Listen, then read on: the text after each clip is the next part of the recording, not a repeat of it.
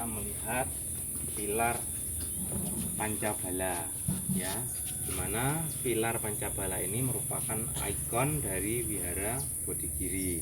Jadi kalau sampean nanti misalnya searching di Google ataupun yang lainnya, kalau ketemu Wihara Bodhigiri atau Panti Semedi pasti logonya ini ya, ini simbolnya. Nah, ini disebut sebagai Pancabala.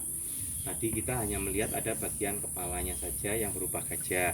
Di sini akan melihat kesemuanya, di mana bagian kepala tetap kepala gajah, telinganya kuda, bersayap elang, bersisik ular, dan berbadan singa. Ya, kemudian membawa roda yang jerujinya banyak, di mana disebut sebagai Pancabala karena ini merupakan gugusan dari 5 hal yang sudah saya sebutkan tadi. Sebagai simbol dari gajah ini simbol keyakinan ya. Kemudian kuda ini simbolnya semangat, elang simbol dari perhatian murni ya, fokus. Kemudian ular ini simbol dari ketenangan, sedangkan singa simbol dari kebijaksanaan.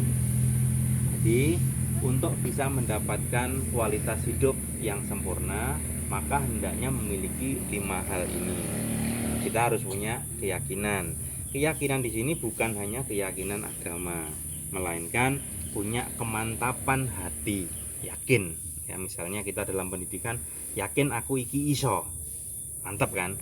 Kalau kita bilang yakin aku iso, apakah itu berkaitan dengan agama? Tidak, karena adalah kemantapan hati. Maka perlu ada keyakinan. Kemudian harus punya semangat, punya daya upaya. Saya yakin bisa, tapi nggak pernah punya usaha, nggak pernah punya semangat, bisa enggak?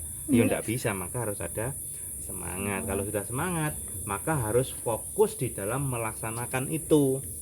Ya, penuh perhatian, dilakoni dengan hati-hati ya, dengan penuh semangat. Kemudian meskipun kita punya yakin, semangat, punya perhatian atau fokus, kita juga harus tenang menjalankan itu, tidak boleh gerusa gerusuk ya.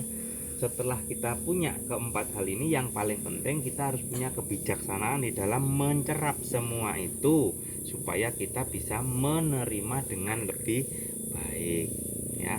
Dengan 5 kekuatan ini kita pakai untuk menghadapi proses kehidupan yang terus berputar tanpa henti dalam 8 kondisi tadi.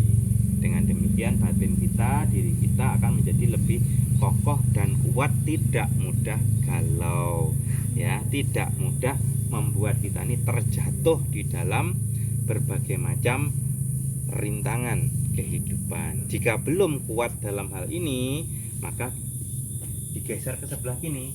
Kita dianjurkan untuk belajar di gedung keyakinan. Nah, gedung keyakinan ini dimanfaatkan sebagai sarana untuk ibadah umat Buddha. Nah, kalau misalnya kita berkeyakinan bukan Buddha, sama untuk meningkatkan 5 kualitas ini ya kita harus rajin beribadah supaya kita semakin kokoh dalam keyakinan, semangat, fokus, tenang, dan bijaksana.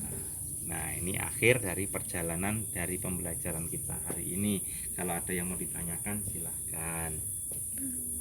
Gedung keyakinan ini adalah sarana ibadah yang dimiliki wihara ini yang pertama kali sebelum wihara ini berkembang luas seperti sekarang ini. Ya, dulu kita hanya punya tempat ya tidak seluas ini, hanya gugus paling atas ini aja yang kita punya, dan ini adalah tempat ibadahnya. Tapi dengan berjalannya waktu, dari sejak tadi kita sebutkan dari tahun 1990 itu dia melebar, meluas karena semakin banyak orang yang menjual ke kita, dan akhirnya kita perlebar lokasinya hingga saat ini kurang lebih mencapai 6 hektar. Tuh, nah, semua dimanfaatkan sebagai sarana ibadah dan juga sarana belajar meditasi untuk lintas agama. Oke, selesai. Monggo kalau mau ada yang ditanyakan. Lagi naik, ruana mundur, tembusnya iki no berarti. Iya, tembusnya balik sini ke mau. Kita ini lurus langsung ke area parkir. Jadi kalau mau foto di